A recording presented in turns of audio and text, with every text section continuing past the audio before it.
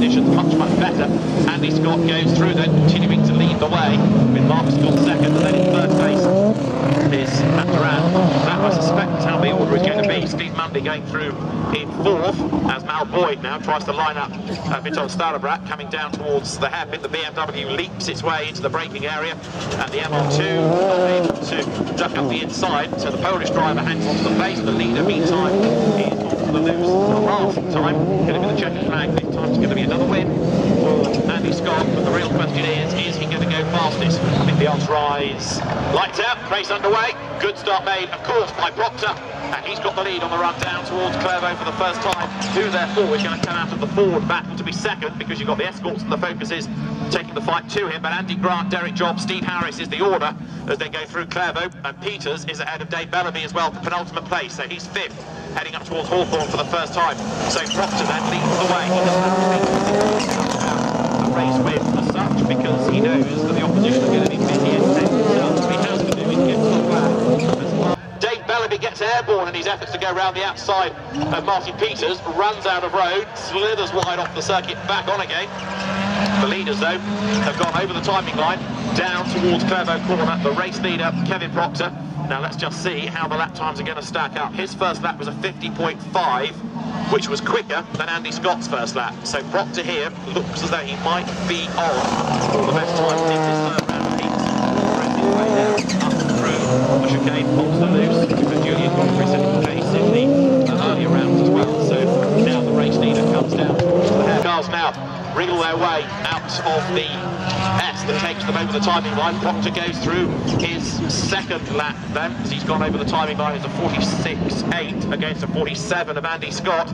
So although Andy yesterday was the A final winner, at the moment Kevin Proctor is showing better pace in this third round. He is an equally dominant race leader as he works his way now once more onto the loose. This is lap number 3 on the line, and he comes led down towards the hairpin. So Focus leads the way in second spot. It is Focus in the hands of Andy Grant, and then in third place, the final then for the British Rallycross Grand Prix gets underway.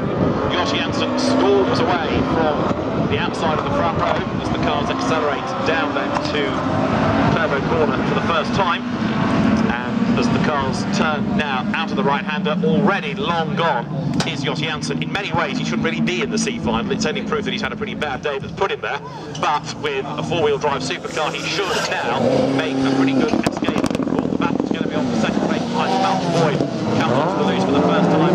I think really for the first time all weekend we talk about dance, the sun having been kicked up down the track, work their way in the rest of the weekend's weather down to the hairpin for the first time, and John Lyne's car retrieved from its rather precarious pace. We've lost Jack Paul though now over on the far side of the lap. 33 is a retirement as the leaders now then work their way down to Clervaux. Remember, the top two are those that we're looking for out of this race, and Jack Thorne is getting going again. Now it's Sam Reynolds in strife down at the hairpin.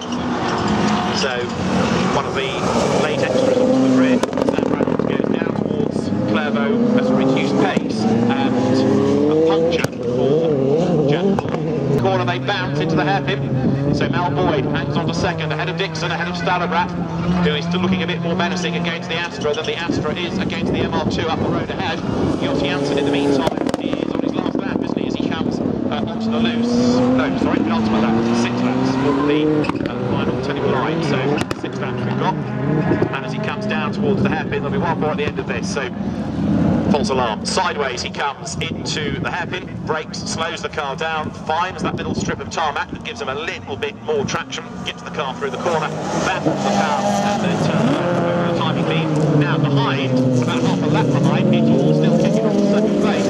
Malcolm Boyd in the head, still Gary Dixon will go green. The race underway. Good start made by the Porsche with all of that grunt as the rear-wheel drive, rear-engine car sags on the rear suspension and then powers down towards Clervaux for the first time, and on a much drier road this really does play into the hands now of Barry Stewart, who leads the way. Paul Swift second with that 2.5 litre engine Ford Escort Mark II, and in third place it's Ray Morgan as the cars turn their way around Hawthorne. There's a bit of smoke out of the back of Ian Biaggi's Mini, I'm afraid to say though, so 55 Ian Biaggi possibly in trouble already, falling away a little bit from those ahead of him as the cars work their way onto the loose, where Barry Stewart gets a good run trying to pull away from of Nielsen, the car that won the first ever Rallycross Grand Prix, 1982 Brands Hatch, the venue of the year, comes up towards the end of lap 1. Paul Swift's Escort second.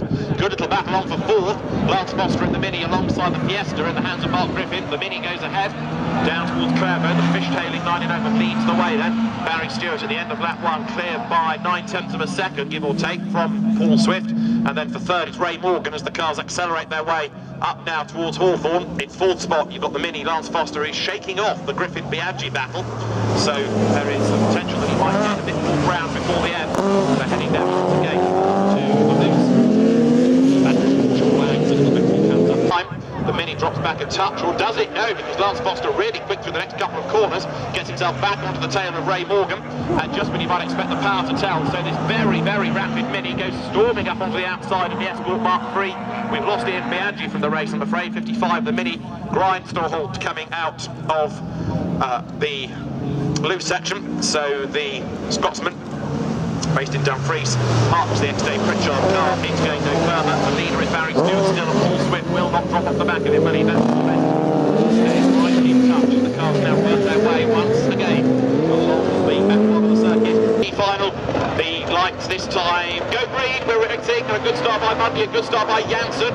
Mark Watson needs a good start out of all of this as well. He's on the outside line, down towards Clairvaux corner. Focus of Mundy on the inside. Watson in second place, tries to turn in ahead. Is it going to work for him? No. But as long as they are first and second, they'll qualify. They don't need to race each other too much. But Janssen, fourth already from the back of the grid. He's going to be the real danger here as the leaders work their way around Hawthorne, heading for the loose for the first time. Janssen goes way, way wide, kicks up a real duststorm. He's onto the loose as Mad Mark trying to do something about Steve Mundy for the race. Steve Janssen runs way wide, coming out of the chicane. He's lost most off. He comes now across the loose. The leaders then head down for the field drive brigade. Fourth is Tapscott. Fifth is Jay Frost, being given a helping hand from Mike Boat. Then it's Boyd ahead of Bellaby, ahead of Janssen, ahead of Martin Peters. Jay Frost gets forced out wide all over the grass, and Jos Janssen is hard at work, goes round the outside of the Escort, but the focus has lost virtually all the pace he's gained off that start, so the Belgian driver has got to do it all over again. He's good value, isn't he? But for all the wrong reasons in a sense, because there's now a very sideways Bellaby goes through Clairvaux and has picked up some damage, and Janssen is having once again, as he's done in just about every race this weekend, to fight his way back up the order. Just have a look at the gap, second to third. Big, is he going to get the car slowed down in time? Yes, he is. He's going to get around the corner as well. And Dave Bellaby's Suzuki, with huge right front damage, having hit a tire stack, comes up towards the line. Janssen is in a big hurry. Jos Janssen then coming up towards the timing line. He goes through. And the next target is the Boyd battle ahead of him. And Jos Janssen is in uncompromising form, trying to split the two of them, going down towards Clairvaux. He's got the inside line, it's not paid off. It has now, because both Boyd and Boat go wide through the crowd. We've lost Boyd, and that's given Jos Janssen another couple of places, and Van Mark front. That's it, the Citroen can't qualify, he's going to park it. And so, Ash Simpson in the Lotus, he's running in second place, and he's so far ahead of Jos Janssen now, he should be secure. Boyd has dug himself out of the gravel, so he is back in the race. And Mad Mark, all he had to do was finish. He ran wide coming out of the chicane. All he had to do was finish in that second place. He ran wide coming out of the chicane. That was enough to spoil the run down to the hairpin. Then he had a spin, and so rather than go through, he goes out. So the race leader is Steve Mundy, and he has just done 4 laps. Simpson is off the line, and so as they go down towards Clairvaux for the first time, it's Rob Gibson then who leads the way, but Gregor Kalinecki tries to fight on the inside as they break for the corner, and it's the 6R4 ahead of the Lancia. You're going to end up with 2 little races here, I think. The 4-wheel drive cars at the front, the 2-wheel drive cars squabbling behind them, and as they work their way around Hawthorne for the first time for what's possibly going to be a 4-lap race, they come to the loose. Gibson leads, and Kalinecki right up behind him. A very spectacular Polish driver based these days in Ireland, has been dramatic all day.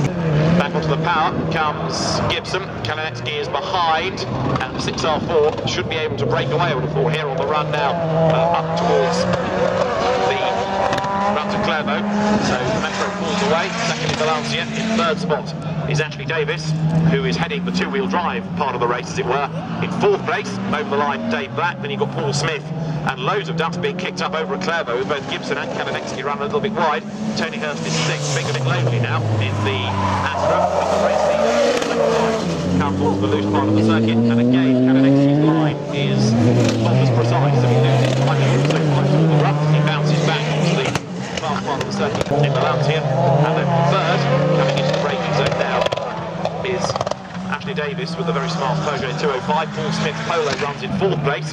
And then you've got Tony Hurst in the Astra because we have lost now Dave Black, I'm afraid. The Mark II Astra pulls off on the far side of the circuit, and Tony Hurst's Rallycross baptism has just ended with him hitting a tire stack and getting some of it wedged underneath the car. So as we have lost on one side of the circuit, Dave Black, now Tony Hurst with the front wheels stuck to the tyres is not going very much further. That makes the hairpin climbing line they come, and Gibson comes over the line ahead. In second is Kalinetsky. Third it is going to be Ashley Davis. In fact, Paul Smith behind him, having fallen back quite a long way.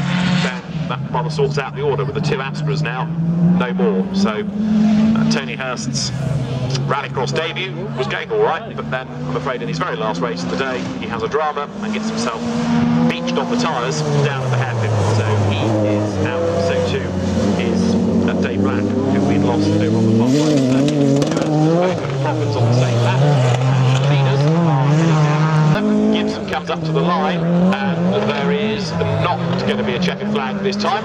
So that's good news for Kalinetsky, who goes through now. So you've got the 6R4 ahead of Malansky, and the gap widens as they get back onto the tarmac. Down towards Clervaux they go. Kalinetsky just did the fastest lap of the race, but even that wasn't enough to get him onto the tail of the 6R4. So as the leaders go through, again wide is Kalinetsky, dust is kicked up, Davis runs third in the Peugeot, 4th is Paul Smith, and there might be a flag this time around. Kalinetsky comes over the chicane, slides his way across the loose, and heads down. See the green light, away they go. The best start has made all day really by James Grint, although the Harris is trying to go with him, Jake and Brett. Jake is quicker down towards Clervaux corner, so it's going to be grip from Jake Harris, from Brett Harris third as they turn their way now through Clervaux for the first time, and James Grint leads, but he's under fair old attack this time around. Jake Harris tried to get the whole shot on the inside going into the corner, couldn't quite do it, and so as they run up now round Hawthorne for the first time, there's the chicane, do the loose down, checkers on lap number 1, James Grint leads the way, the cars bounce their way into the loose section of the far right to start the day, on that part of the circuit, but Brett Harris knows he is in trouble, and he's lost third. Is number 3, James Grint, ahead of 69. Jake Harris, these two clear at the moment from, in second place, Don McLeod, and then Adam Sargent is next as the cars work their way down towards Clervaux corner, heading into the right-hander. So up front it is the car of James Grint, and as they turn their way now up to Hawthorne, Jake Harris runs in second spot, in third is Don McLeod, Adam Sargent, Larry Sargent, and then the troubled Brett Harris at the back, but I think Brett's going to be able to gain some ground before the end. He's still going normally, unless that is a troubled car, he should be able to fight back. He can, however, he's still fairly modest.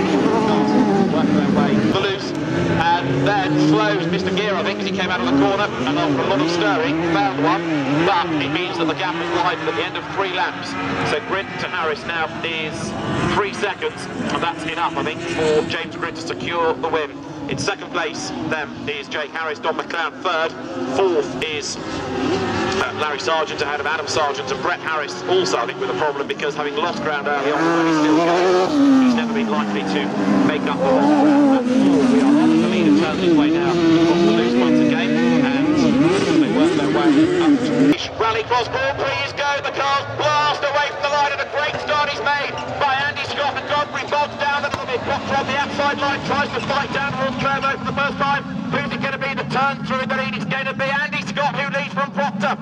So then as they work their way towards Clervaux, and then Hawthorne for the first time, Duran is third. 4th is about to be Julian Godfrey, but it was not a great start by the Fiesta. He's going to have to work so hard for this. Scott leads from, he gets a tap in the tail, coming on the loose for the first time. The Focus is in second place, tapped around the first, and he's pushed back already. Really good on this part of the circuit. He's got a tighter line out of the hairpin. Andy Scott leads, they touch, do they, but the Peugeot stays ahead. Proctor goes to the inside, and that's defended as well. Duran is third, 4th is Godfrey, 5th is Mark Scott, 6th is Grant, 7th is John, 8th is Harris, 9th is Simpson, 10th is Mundy. Great first lap from Ash Simpson to get one place up the grid as the leaders go nose to tail around Clervaux.